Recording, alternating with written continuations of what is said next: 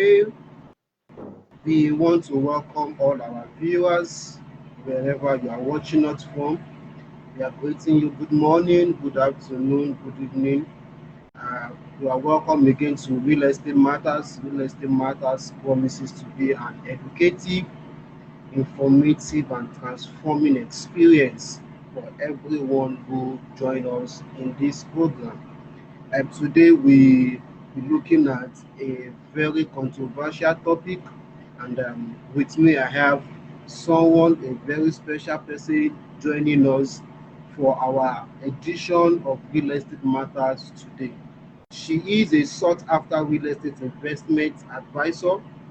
She's an expert who helps you to who helps you to stop losing money in the field of real estate. She delivers sure real estate service using technology. Her job is to get to know your investment goals and provide you with expert analysis on real estate investment options. She researches a lot, consults and scrutinizes real estate investment so you don't have to. She believes that real estate is designed to sustain human existence. It is the bedrock of wealth creation. She also she also makes sure to prevent regrettable mistakes, optimize profit, and understand the concept of real estate. She boosts your investment confidence and answer all your real estate questions, among others. Also, she is the Chief Executive Officer of Future Perfect Limited. Join me today as Adeyemo. You're welcome, ma. We appreciate your presence. Thank you for Thank you joining us very for much, today's edition. Thank you, Mr. Ayedun Welcome. Toluwalase. Thank you for having me.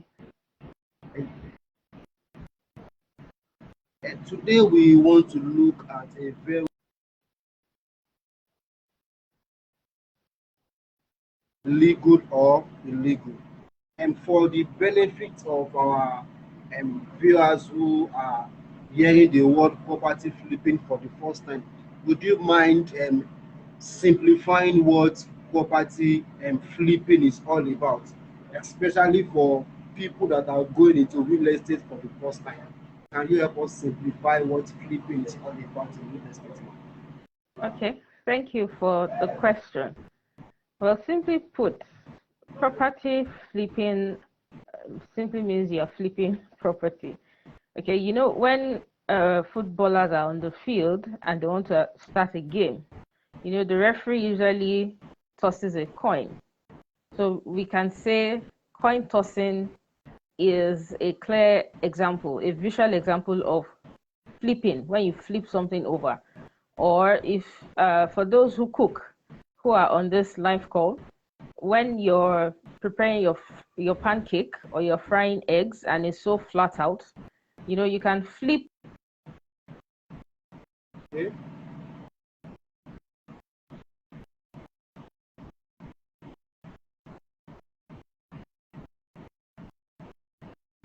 Of flipping.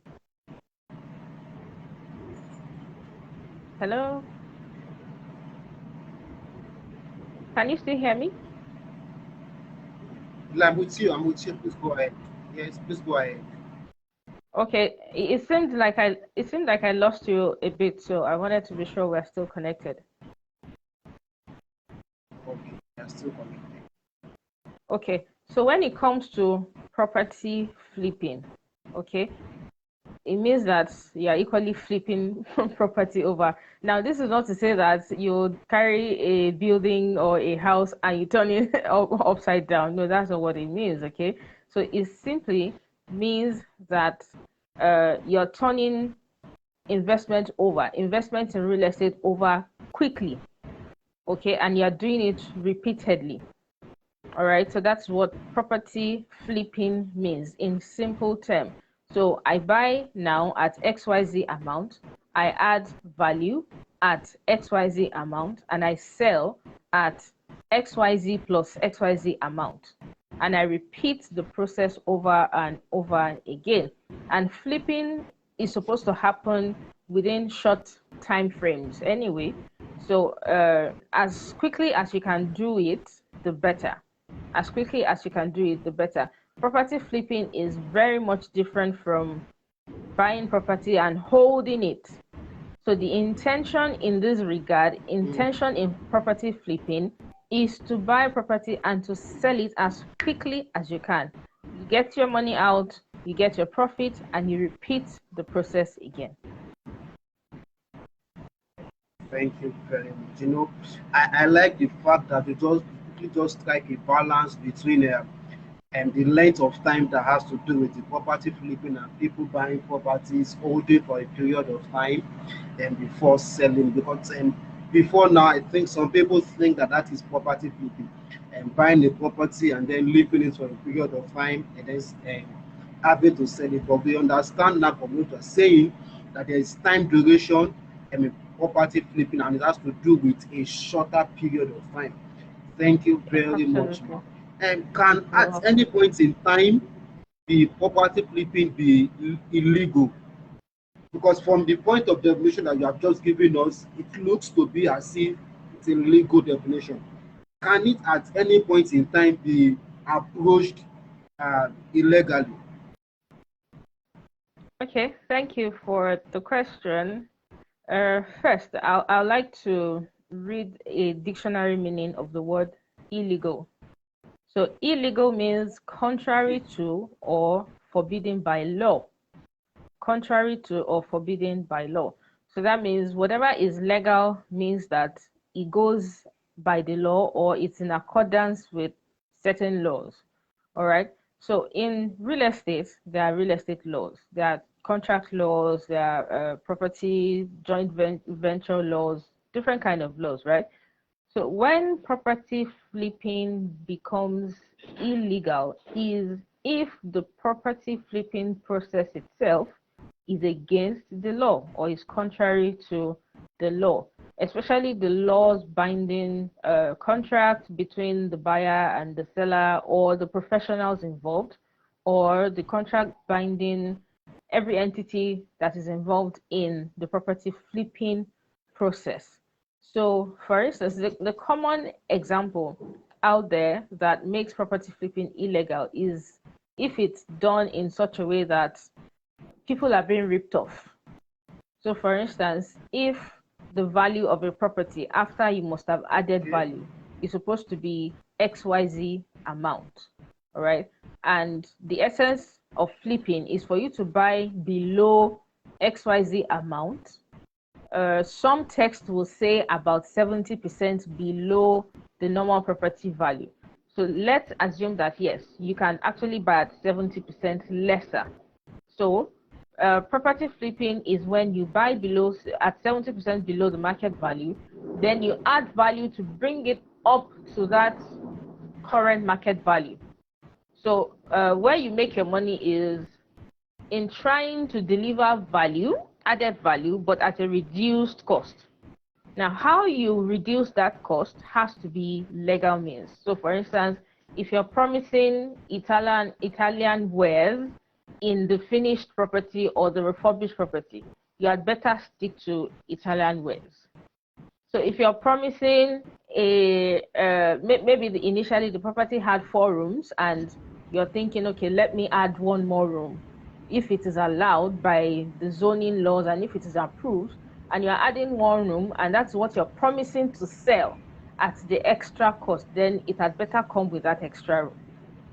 So it becomes illegal when you promise a 4-bedroom house and you're delivering a 3-bedroom refurbished property. So it also becomes illegal where you are.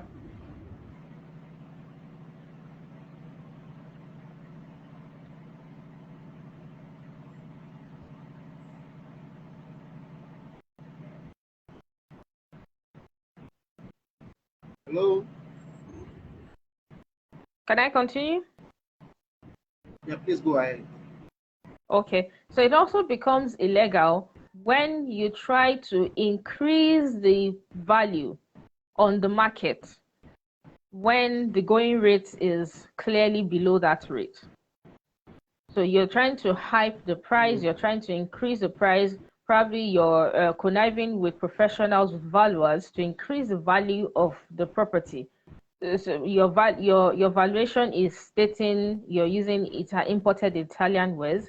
Meanwhile, you're going to somewhere in the backyard to buy what you're using, because the value of materials that you import would be slightly higher than the ones you should get locally. That's Yeah. supposed to be the norm anyway.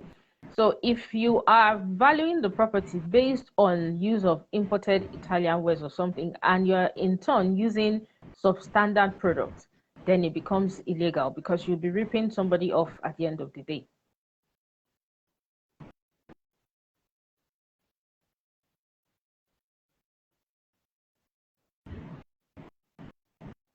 Okay.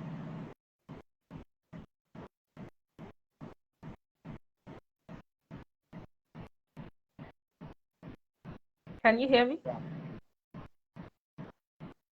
Okay. Thank you. Yes, I'm with you. Thank you very, very much for that insight.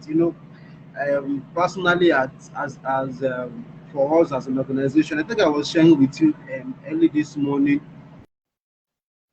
We had of the legal aspect of the flipping, where the investor was going to invest in the property and then didn't carry us along until when Asaladon boss as just to make a light Mm. show of it. And then he came to meet us and they were trying to explain what actually happened. Most times people do not know why they need to involve professionals when going, especially when going into the business of real estate. And so we're asking him, okay, how did all of these things happen? And then he was like, he saw the property, he likes the property, and then, okay, now, what exactly happened? Then we discovered that the person he was buying the property from was not even actually the owner of the property. The first buyer of the property, Wow. what happened was that the first buyer of the property told a friend of his to purchase the property at not at an expensive, a little bit higher price, than the one they bought. Then after the friend, so if my our client now bought the same property from, and so our client bought it at a far expensive price. By the time he was going to want to sell up the property, we Well, discovered that, because that was how we came to know. He came to meet us that he wanted to sell up the property after he had purchased it. hmm. And then we now told him the current value of the property, that this value, the amount you are putting on this value is not equivalent to the current value of this property. And then he was like, ah, no, no, no, no, no, I bought this house at this so and XYZ amount of money. I said, okay, yes, but how did you manage to get this property? Then we discovered that he got the property. He was a victim of illegal and property flipping. So both Hmm. the friend and they got a handful gain, while he was at a loss, because currently now he Hmm. can't sell. He's on a loss because he can't sell the Hmm. property at beyond. So you understand. So we His we have buying price. several cases of people. Yes, yes. We have several people have falling victim of this illegal aspect of property flipping. As good as property flipping is, people also, we feel that people also need to be educated on the need for due diligence. And I might know you to be an expert in due diligence. And I just wanted to just probably lecture us and also talk on them, especially for we are majorly talking about people that are going into real estate for the first time. Can you give us the procedures for due diligence as regards property flipping? What are the procedures that should take place to avoid falling a victim of property flipping, illegal property flipping? Hmm. Thank you for for that question. And yes, I really feel bad when investors have this kind of experience that you just shared.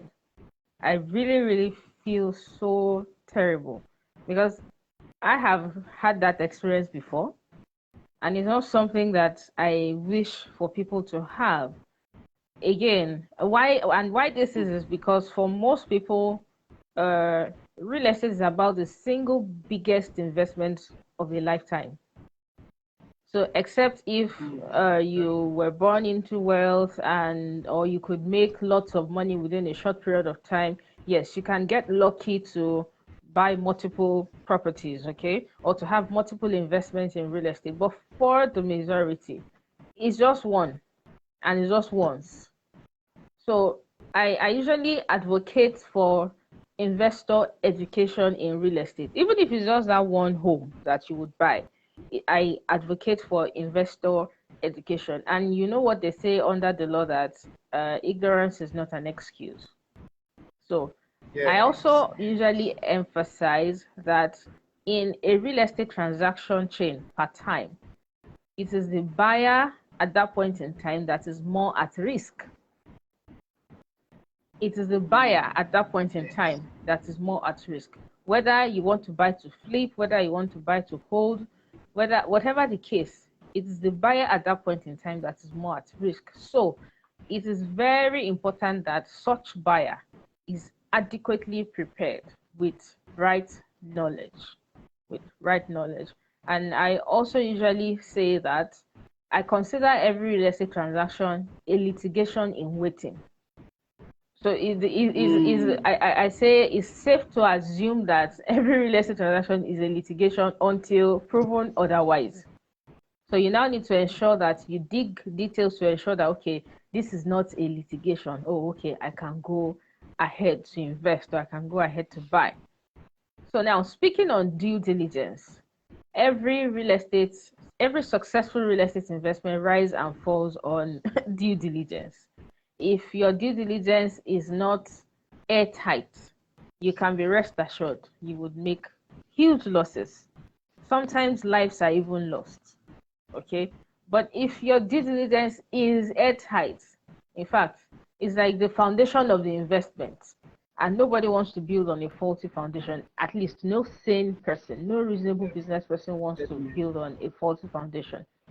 So due Definitely. diligence forms that foundation. And we have broken due diligence down into five aspects. So we have sort of created like a framework that makes due diligence easy or makes it relatable for even a beginner. Now, the first part of a due diligence, regardless of whether you are flipping or whether you are buying to hold for 1 million years, regardless, due diligence is sacrosanct. Okay. So the first part that you check is the object, which is either the house or the land or even a vehicle, whatever property that you're buying, you ensure to check it. So in the case of flipping, it is assumed or expected that the property may not be in top shape, as it were, because the idea of flipping is for you to buy, refurbish, add value, repair, and sell almost immediately. So, but you still need to check the property. You need to check whether it's not a building that you need to pull down and rebuild on the land, even if you're flipping. Okay, because if you want to buy property to flip, the structural integrity is important. So the pillars, the structure Yeah. has to Yeah. be good. So if it's not good, there's no point, because that will also help your bargaining power. So if you know the building is nothing to write home about and you're going to pull it down, then you should know that you are only just buying the land. Then that The land. may fall short of property flipping, right? So it's important to put these things in proper context. So you need to check the object, that yes, this object is actually what you can quickly add value, touch up, and resell. So the second thing that you check in a due diligence is what I call the subject. That is the people Okay. involved with that particular property that you have identified. So in the example you just gave, I mean the scenario you just shared, there were different entities, different people involved. So there was a time I think we created an article where we said that there is a difference between the seller of a property and the owner of a property. Sometimes the Mm. owner can also be the seller, and other The times seller, yeah. the seller is not the owner. So you need to be able to see clearly the connection and relationship between whoever owns the property and whoever is selling. So for instance, I can own a property and I commission Mr. Tolu to say, okay, I have this property. I don't want to have anything to do with it. I just want 20 million naira on this property. So I commission you as a professional to do the marketing, to even probably do the valuation of the property on my behalf. And there has to be evidence that I am commissioning you, which most people call mandates. So I have to commission you, I have to give you the required authority to be able to act on my behalf. And you also need to defer to me when the need arises. Okay, so usually people request for what we call the power of attorney to act on behalf of the owner of a property. So for first-time investors who are on this call, if someone is saying, oh, I have this property, it's very cheap, or it's for sale, I've been told to sell it, and so on and so forth, ask for the authority that the person has to sell the property so that your money will not enter into voicemail like we usually say. Okay, so you need to be able to connect the dots between the property and the people that are involved, which I call the subject. So that is the second thing. Now, the third thing that any investor, even if you're investing for the 10th time in real estate, that you must also check is the structure on which the object and the subject are standing on. So here in this call, we are talking about property flipping. That is a kind of structure. Now, another kind of structure is a joint venture arrangement. Another kind of structure can be outright purchase. So for instance, here in this part of the world, the option for most people to own real estate is the purchase option, is the most common. So most parents do not have properties to bequeath to their children. That's just the reality, although it's quite sad, but then it is what it is. So most people get on the property ladder by buying. So the purchase option is a structure. The inheritance is also a structure. And like I mentioned earlier, the joint venture is also a structure. So you need to be able to understand the structure that connects the subject and the object. So for instance, if it's a developer's property, the way developer's property work in times past is that I can say, Mr. Tolu, my dad has this house. We've been living in it for like 50. He has owned it for like 50 years. Some parts are not too good, but some parts are still okay. And we want you to come on board as a developer. Now, we can say that knock down the building because maybe the land is big and land is scarce in that location. We can say, Mr. Tolu, pull down the building, then put up multiple units. Then we share at the end of the project. That is an option. We can also say, Mr. Tolu, you know what? Put up a tenement building or a block of flats and you operate it for some years. Maybe you take rent on it for some years to recoup your money and to also get interest. Then maybe at year 20, we take over, you hand over our property back to us and we continue from there. Now, if in the middle of the first 20 years, Mr. Tolu decides, you know what, I want to sell. I'm tired of this property and I want to sell. And it happens. So Mr. Tolu is not the rightful owner of that property. He only has an agreement to use for that period. Okay, so now you as an investor, if Mr. Tolu comes, of course, God forbid, we are just making an example here. If Mr. Tolu comes and say, oh, this property belongs to me, I've been hanging around this property for the last 15 years. You can even ask people around, they know me and they know this property that is connected to me. Meanwhile, at the bottom of that structure, the property does not belong to Mr. Tolu. But he Yeah. could say, okay, come and buy, I'm the owner, I've been involved in Yeah. it, and Please so on and so continue. forth. So that structure is not a kind of structure that anybody should buy into.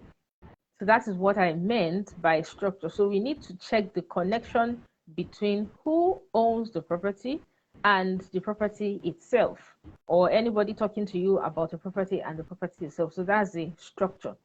So, but if we had agreed initially that if you build 10 units of flats, Mr. Tolu, you take 5 and we take 5.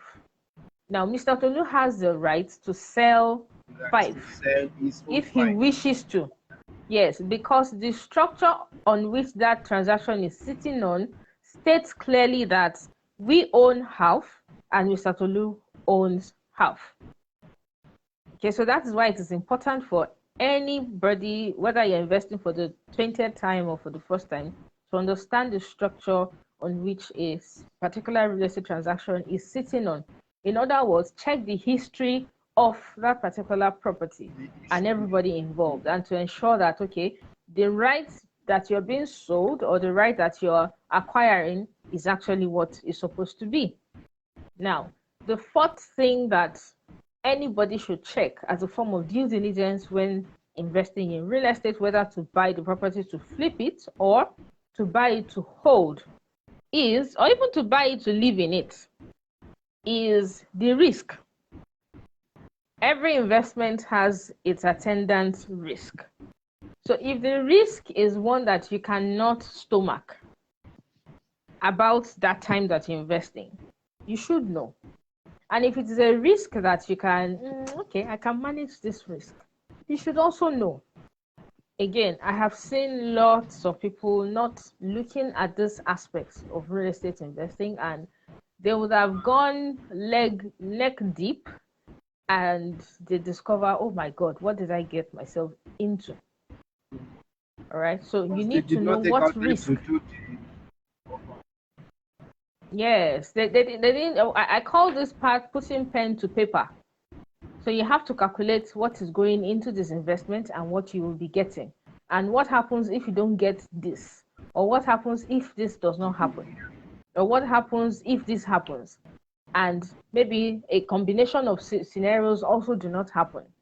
Can I show that will I still be alive? Will I not have BP if something does not happen in the transaction process? Exactly. So in the case of flipping, you need to be able to say, do I want to sell in the next 3 months or in the next 6 months? Yeah, It's part of due diligence. Do I want to sell in yeah. 1 month? Can I be able to What are meet the up that time? exactly? What are the conditions that makes it possible for me to be able to sell in 1 month? What are the conditions that makes it Yeah. possible for me to be able to sell in 3 months? Okay, what if this condition does not, if I can't meet up with this condition, what happens? Or what if power change hands politically and something happens? What happens? Will I not go hungry? Will my money not be stuck? And so on and so forth. So again, this is not just the only part of due diligence. Like I said, we broke it down into 5 aspects, which is first the object, second the subject, third the structure, the fourth one is the risk associated with flipping a property. Are there people even willing to buy this property after you do it up? Yeah. Is there Because hey, demand for it? Is there? there's no point. Yeah, is there demand for it that you can quickly make your money back and then Yeah. rinse and repeat? Because there's no Yeah. point building a palatial mansion and putting all the imported Italian wares in the bush. Nobody's gonna buy that. I just remember the case of a client that wanted to get a property in Ibadan, for example. The client happens to be in UK, and then they sent the picture of the property to him. Everything Mm. there was Italian, everything there was. So he had to come to Nigeria to come view the property, only for us Mm. to get to the place and discover that it was even right inside the bush. Oh my It God! was in a very bad Wow. location, and it was like if you spent a lot, but nobody would want to come and reside Even in this bush, Inside the the fact bush. that inside the bush, you understand, people Mm, don't factor in the demand and all of the risk, like you said. They don't factor mm. in the inside of it when they are planning or when they are going into the investment of real estate.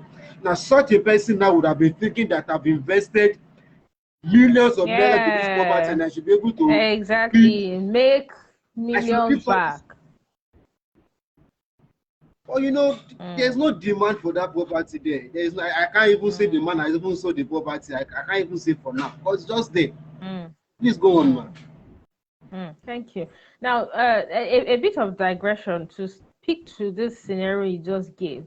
You know, I tell people that real estate is emotional, and Mm. that is the way it is designed. In fact, I say it is designed to sustain humanity. So imagine we don't have floor to put our feet on, or we don't have the soil that grows the food we eat, and so on and so forth. In fact, okay, my school of thought says that the flesh was created from the dust, right? So without the Yeah. dust, the human soul really does not have a casing to relate on this plane. Out. So I Yeah. say real estate sustains mankind really. So that's why it's Mm. very emotional. So That's so deep. many That's deep. people. Mm, thank you. So many people now overlading emotion. They're overlading their investment with more emotion. And this is where we come in as professionals. So what I do is I help investors to introduce the logic. I help them balance it. That see, don't be, it's okay to get excited, but and it's good to be emotional, but we need to channel the energy of that emotion appropriately. So people are usually so emotional about real estate and they don't even set a goal. They don't set a clear goal and they don't have a purpose for investing in real estate. And that already is a recipe for failure. So Yeah. it's Yeah. important to have a clearly defined goal. If you cannot define your goal and connect it to a purpose why you want to invest in real estate, you can speak to people like us. We will help you fine tune everything. So sometimes people are thinking in the clouds. Okay, so that person Mm. who owns that property may have also been a victim of bad advice, but based on maybe what he also Definitely. communicated to be his goal, he may just call up someone and say, interestingly, the person might even be abroad. The owner of that house might be abroad, and he may have called home to say, oh, I want to invest in my homeland and so on and so forth. I want to invest in real estate. And oh, fantastic. Don't worry. We have a land somewhere that we can sell to you. Oh, no, the place. By the time you come home, or maybe in 10 years' time, the place would have opened up and person say, oh, really? And it may come cheap. And the person is thinking, oh, I'm getting a better Mm. bargain. But forgetting that that location may not be the ideal place for the goal that they want to achieve. Yeah. So it's really important for investors, be it you're a first-time investor, be it you're investing for the 20th time, because again, I've noticed that people make these mistakes over and over again in real estate. So you need to have a clear goal and purpose why you are investing in real estate, because this helps you match the property that you will be investing in. There are people's money sitting in real estate that will never deliver value to them. So a clear example is the one you just gave. Who wants to buy that mansion in the middle of nowhere now, I'm not especially sure. with the Nobody. spate of insecurity around? Okay, Insecurity so in Nigeria. Yeah. back to the fifth part of due diligence, which is the reward.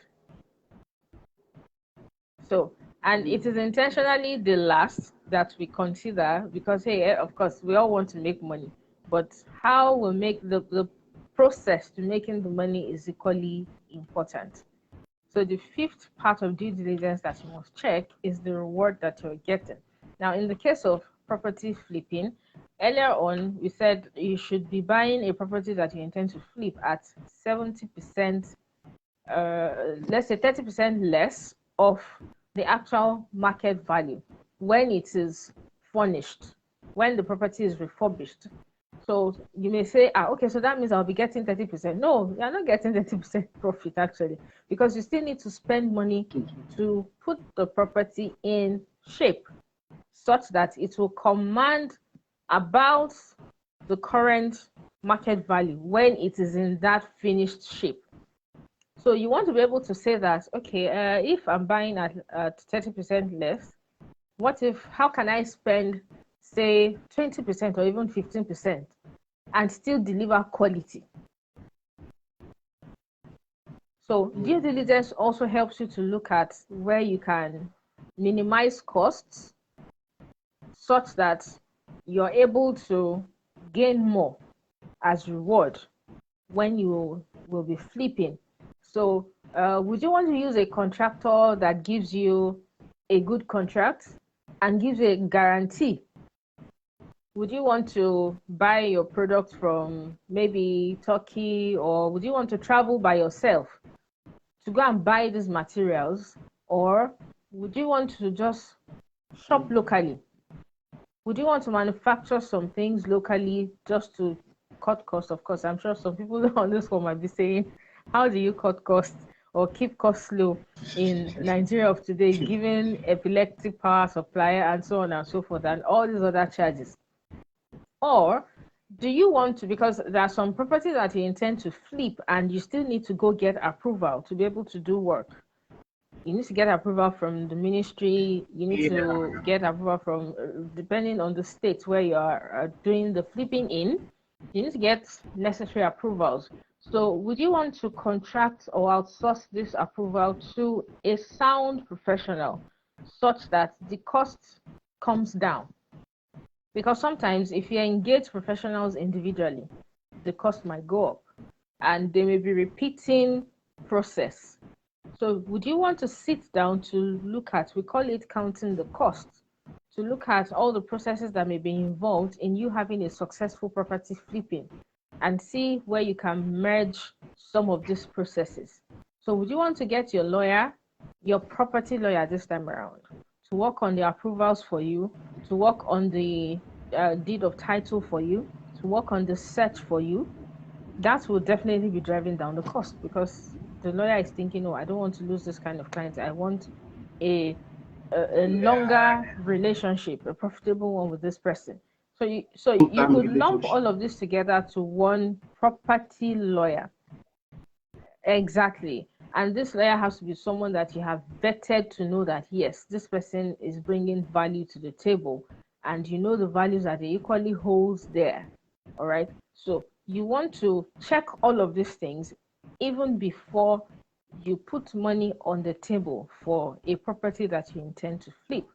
So I'll go over these 5 areas again, which are: number one, the object that you're looking to buy; number two, the subject, the people involved in the transaction or with the property; the third one is the structure that the transaction is sitting on and the history of the transactions that has existed on the property; the fourth is the risk; and the fifth one is the reward. If you do all of these 5 things, if you do them well as due diligence, you can be rest assured you'll be able to say, yes, I am buying this property with confidence, or no, I am not buying this one. And it's okay even if you're not buying one and you look for another one to buy.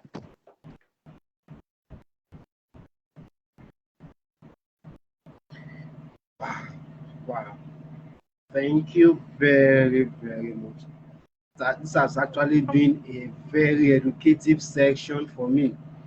Yeah, those 5 things are the object, the subject, the structure, the risk, and then the costs.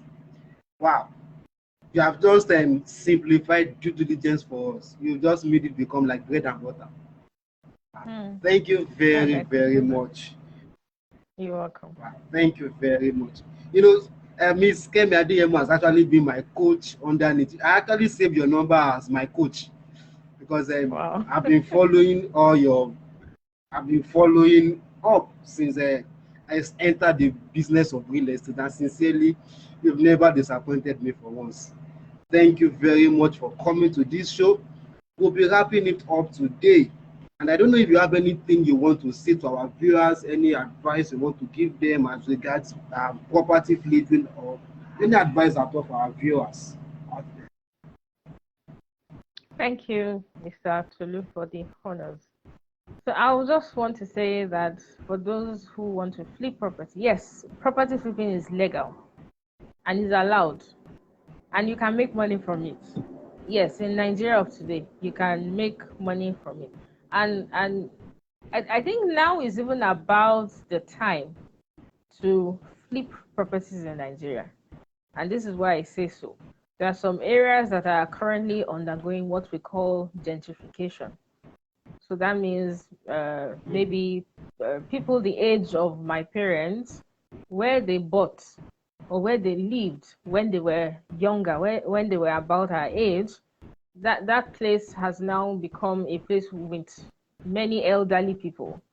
And if it's still located in central places, okay, the houses they built then would now be old, or even if it is not old structurally, it could be old in appeal or aesthetic. So you may want to do a touch up, or some of them may even say, you know what, I've come of age, I want to leave the city, I'm going back to my village, let me go and relax in the village, right?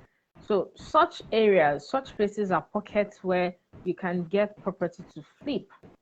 So you just need to get your head in the game, decide if this is what you want to do, arm yourself with adequate knowledge to do that and to do it successfully and launch.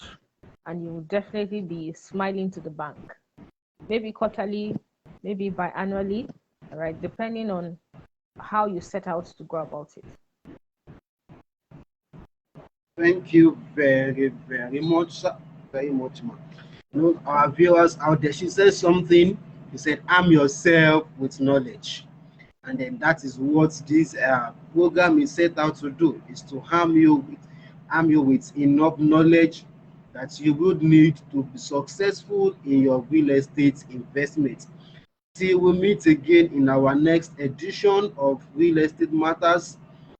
Stay blessed. I still remain your host, Ayedun Toluwalase, the Managing Director of God's Will Homes and Projects. See you again next Friday. God bless you. I love you all. Thank you, Mrs. Kemi Adeyemo. It's a pleasure having you Thank you here for with us having again. me. God bless you. Same here. Thank you Pleasure is very mine. much, Bye for man. now. You're welcome.